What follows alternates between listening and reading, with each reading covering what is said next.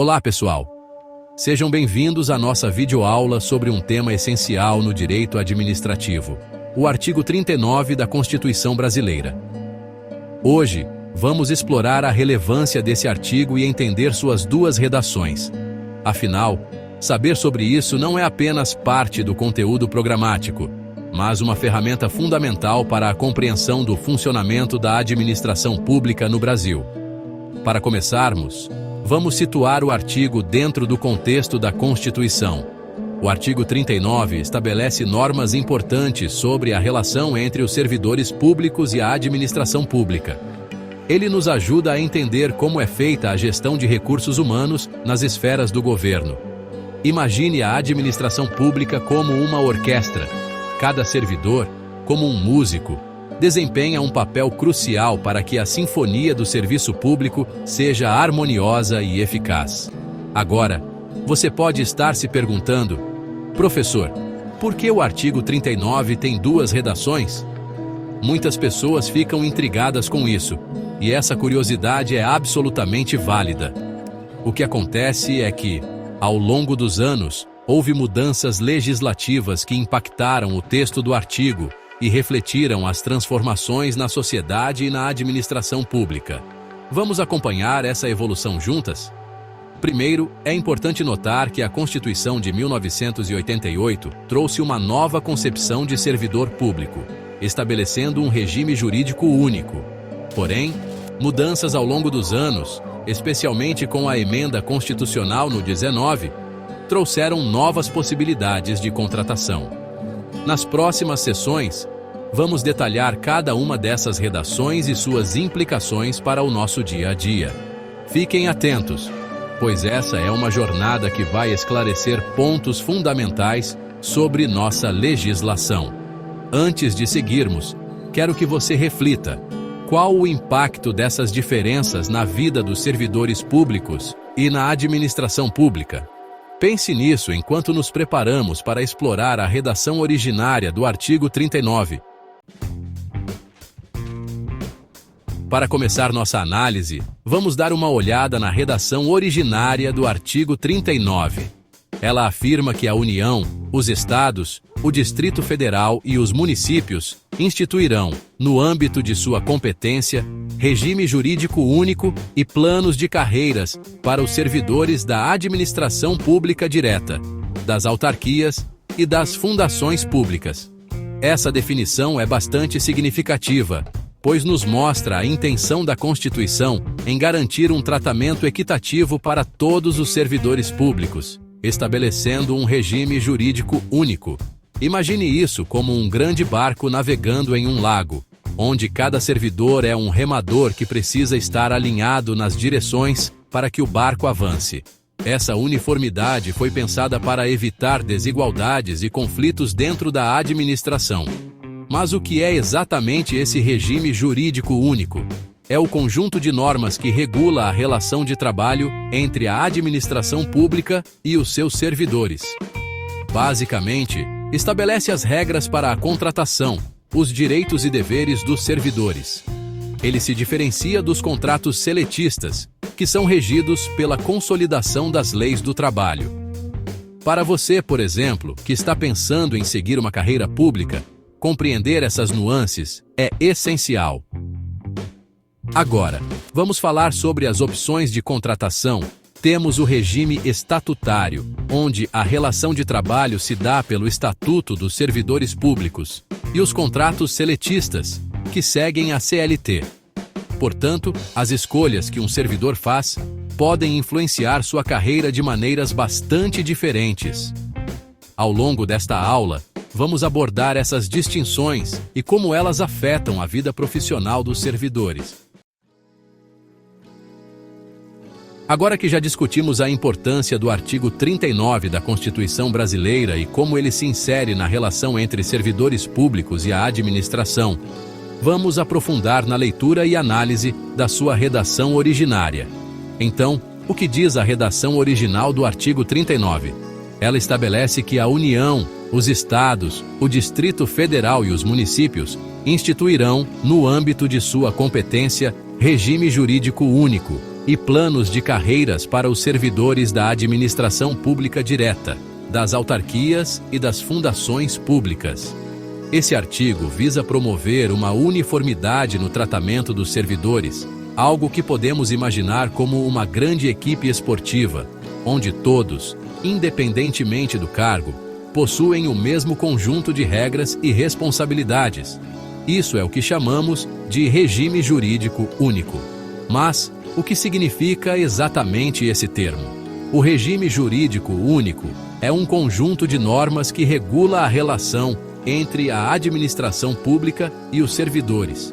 Isso inclui a contratação, os direitos e deveres deles.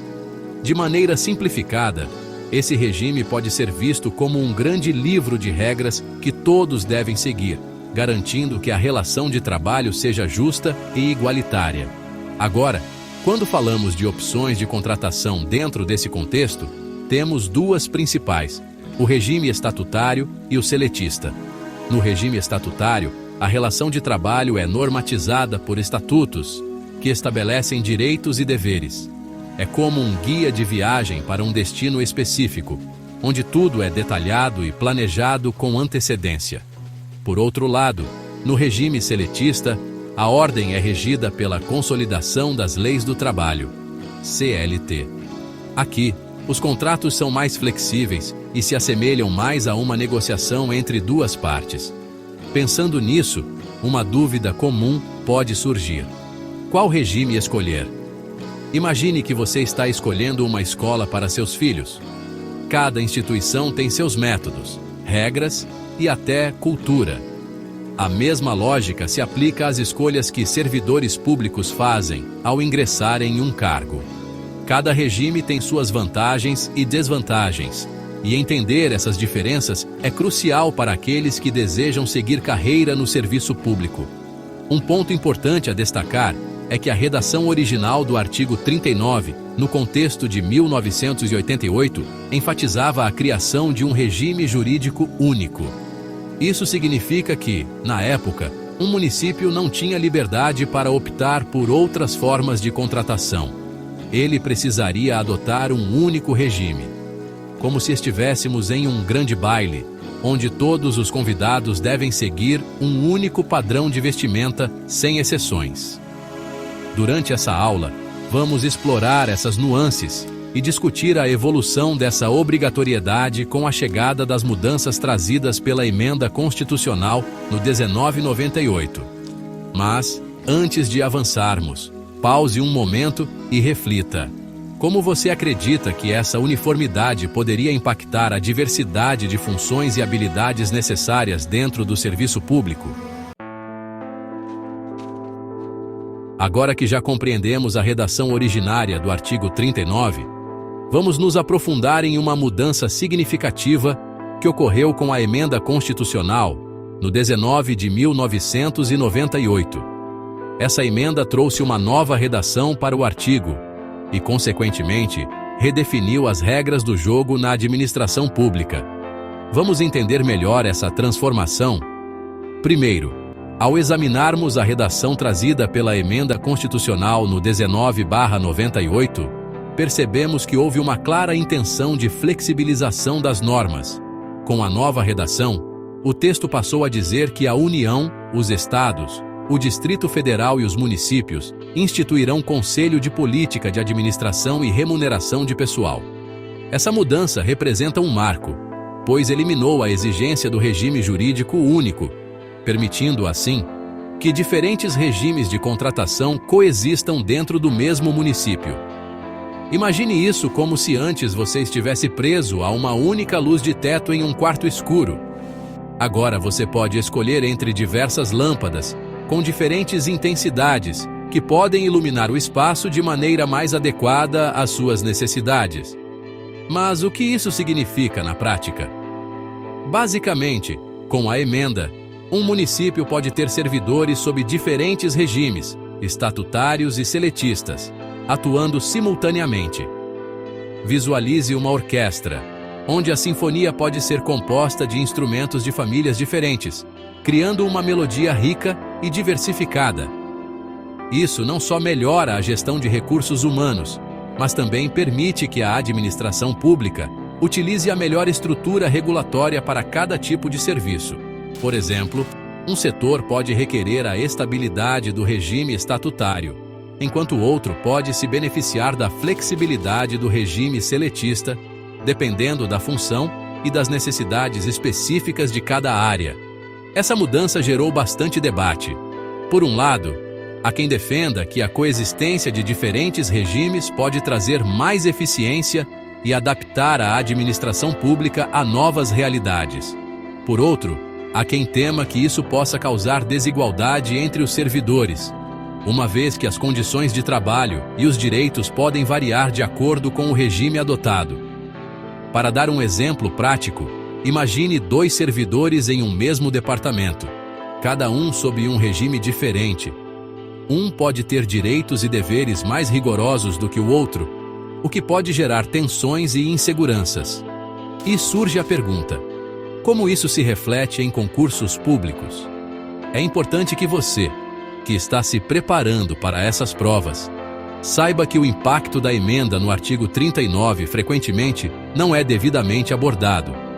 Por isso, preste atenção nas questões que podem explorar essa colocação. Você pode ser questionado sobre a coexistência dos regimes, sobre como isso se articularia na prática de um município e até sobre como a emenda transformou a relação entre os servidores e a administração. Portanto, para cada item e cada prática na administração pública, sua vida e sua carreira podem ser diretamente influenciadas por essas mudanças. Que tal agora refletirmos um pouco? Como você acredita que a coexistência de diferentes regimes jurídicos pode afetar a execução de políticas públicas em sua cidade? Pense nisso enquanto nos preparamos para a próxima discussão, que se focará na decisão do Supremo Tribunal Federal sobre a redação do artigo 39 e suas implicações. Neste momento, vamos desvendar as implicações de uma importante decisão do Supremo Tribunal Federal sobre o artigo 39 da Constituição. Essa decisão alterou a forma como interpretamos a redação do artigo, trazendo à tona questões cruciais sobre a aplicação das normas jurídicas. Vamos entender juntos tudo isso? Em 2007, o Supremo Tribunal Federal, por meio de uma medida cautelar, suspendeu a eficácia da redação dada pela Emenda Constitucional no 19/98. Para esclarecer, quando falamos de uma medida cautelar, estamos nos referindo a uma decisão provisória que pode modificar a aplicação de uma norma até que um julgamento definitivo aconteça. Essa suspensão gerou repercussões significativas na maneira como as legislações são entendidas e aplicadas. Para ilustrar, imaginem que há um grande livro chamado Direito Administrativo Moderno. A Emenda 19 seria uma nova edição desse livro, com regras e normas diferenciadas. Porém, ao suspender a redação da emenda, o STF decidiu que, por um tempo, deveríamos voltar a ler a versão anterior deste grande livro. A regra antiga poderia, então, ser aplicada novamente, pelo menos até que uma nova decisão definitiva fosse tomada. O conceito de efeito ex nunc é fundamental aqui. Quando dizemos que uma decisão tem efeito ex nunc, estamos afirmando que ela não é retroativa, ou seja, suas consequências começam a valer a partir da data em que a decisão é publicada, sem olhar para o passado. Para traduzir isso em termos práticos, pensem que um jogador de futebol foi expulso, porém, ele só ficará fora das próximas partidas, e não das que já ocorreram. Essa ideia é essencial para que possamos entender como a aplicação das normas se desdobra após essa decisão. Portanto, como consequência desse efeito, as legislações criadas durante a vigência da Emenda 19 continuam a existir, mas a redação seminal do artigo 39 voltou a ser a regra de bolso. É como ter duas receitas de um mesmo prato. Para novos preparos, você vai usar a receita original, mas as refeições já feitas com a receita anterior permanecem à mesa. Isso traz um aspecto interessante. De um lado, a nova redação ficou suspensa, mas as normas e leis criadas com ela permanecem válidas para questões que envolvam a redação anterior. Essa mudança deu origem a uma prática importante. Muitos municípios agora podem conviver com os dois textos do artigo 39, dependendo do contexto e dos cargos em questão. Imagine isso como um grande baile onde, dependendo da música, alguns convidados podem usar trajes diferentes. Assim, há um espaço para os diferentes regimes jurídicos coexistirem, mas o tratamento deve ser cuidadosamente considerado. Agora, uma dúvida que surge frequentemente é: como essa intrincada situação se reflete em concursos públicos? Bem, a verdade é que a situação do artigo 39 e suas redações tem sido um tema curioso entre as bancas examinadoras, mas, de modo geral, a cobrança sobre essa decisão é bem limitada. Isso acontece porque estamos diante de uma situação provisória e, a qualquer momento, isso pode mudar. Portanto, fiquem atentos. Em suas provas, vale a pena conhecer os parágrafos relevantes e o impacto da emenda 19. Antes de seguirmos para o próximo tópico, eu gostaria que vocês refletissem como a possibilidade de haver duas redações do mesmo artigo pode impactar as políticas públicas em suas cidades. Agora, vamos relacionar tudo o que aprendemos sobre o artigo 39 da Constituição Brasileira com situações práticas nos concursos públicos. Aposto que muitos de vocês são concursados ou aspirantes a servidores públicos, e entender a aplicabilidade desse artigo em provas é fundamental. Primeiramente, vamos refletir sobre um fenômeno comum nas provas de concurso: a quebra de expectativas. Quantas vezes já não ouvimos de alunos que se sentiram despreparados para questões sobre o artigo 39? Embora seja um tema relevante, a verdade é que costuma haver uma cobrança mínima sobre as duas redações do artigo. Isso pode gerar um cenário de incerteza. Imagine que você está se preparando para um exame e, ao abrir a prova, percebe que as questões que você achava que seriam abordadas, na verdade, nem apareceram. O que fazer? Isso traz à tona a necessidade de uma preparação mais abrangente e crítica. Durante os exames, é crucial que os concursandos estejam atentos não apenas ao conteúdo que parece mais frequente, mas também às nuances dos diferentes artigos da Constituição. Isso nos leva a um aspecto importante. A exploração do artigo 39 em provas muitas vezes é superficial. Apesar das mudanças legislativas significativas que discutimos, os examinadores tendem a evitar questões complexas sobre as redações, preferindo se concentrar em aspectos mais diretos e fundamentados da legislação. Portanto, ao se preparar, é essencial conhecer os parágrafos relevantes, mas também estar ciente das premissas históricas e da evolução do artigo ao longo do tempo. Um outro ponto a ser destacado é a flexibilidade no entendimento das legislações, especialmente quanto ao caso concreto. Aqui é onde se torna vital a análise da jurisprudência. Imaginem um puzzle onde cada peça representa um caso diferente na administração pública. Dependendo da situação, mesmo que as legislações estejam claras, a interpretação e a aplicação podem variar com base nas circunstâncias. Isso é especialmente verdadeiro na convivência das duas redações do artigo 39. Por exemplo, se um município aplica a redação da emenda constitucional no 19/98 em uma situação, pode não ser a mesma usada em outra. É como ajustar a receita de um bolo dependendo do sabor que você quer obter. O mesmo ingrediente pode agir de maneira diferente em contextos variados. Portanto, ao se deparar com questões que envolvem o artigo 39 nos concursos, a chave é a análise contextual. Como cada caso pode ser tratado de formas diversas, a sensibilidade para perceber essas variáveis pode fazer toda a diferença em uma prova. Vamos pensar juntos. Como a sua compreensão do funcionamento da administração pública poderia ajudá-lo a decidir qual interpretação usar em uma disputa entre o regime jurídico único e a nova redação? Essa reflexão pode ser seu guia na hora de escolher entre alternativas que parecem similares, mas tem impactos distintos nas atividades de um servidor.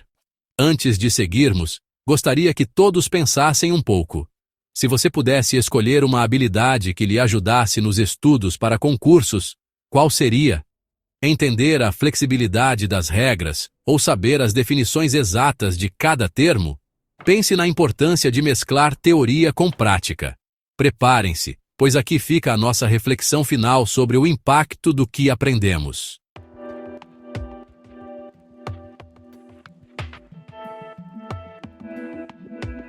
Ao longo do nosso encontro, exploramos diversas facetas do artigo e suas importantes implicações no direito administrativo. Agora, é hora de recapitular o que aprendemos e propor uma reflexão crítica sobre a relevância desse conhecimento para todos nós. Primeiramente, vamos lembrar alguns pontos-chave que discutimos.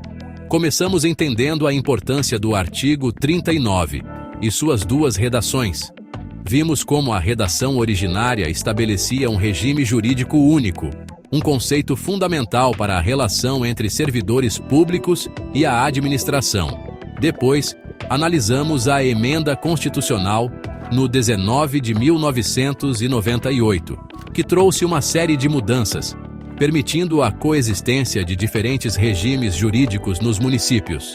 Essa transformação também trouxe desafios, especialmente na aplicação das normas e nas contratações de servidores. No nosso caminho, abordamos a decisão do Supremo Tribunal Federal que suspendeu a redação da emenda e o conceito de efeito ex nunc, que nos ajuda a compreender a aplicação das normas de maneira prática e atual. Aliás, esta é uma virada que exige de nós um olhar atento e crítico, já que gera um cenário em que as duas versões do artigo podem coexistir, dependendo do contexto jurídico. E quando falamos sobre concursos públicos, discutimos a importância de se preparar de forma abrangente, uma vez que a temática do artigo 39 pode ser tratada de maneiras diferentes nas provas. Um entendimento sólido sobre o regime jurídico e a capacidade de analisar cada caso concreto são habilidades essenciais que podem fazer toda a diferença na sua trajetória profissional. Agora, para conectar tudo isso à nossa vida prática, por que é tão importante entender o direito administrativo e, especificamente, o artigo 39? Essa compreensão não é apenas para passar em provas ou garantir uma vaga no serviço público. Trata-se, na verdade, de um passo essencial para formar cidadãos conscientes, capazes de interagir de maneira mais eficaz com a administração pública. Afinal, essa administração é a ponte entre o governo e a sociedade. Conhecer as regras que regem essa ponte pode nos levar a uma melhor participação cívica e a um exercício mais consciente de nossos direitos e deveres.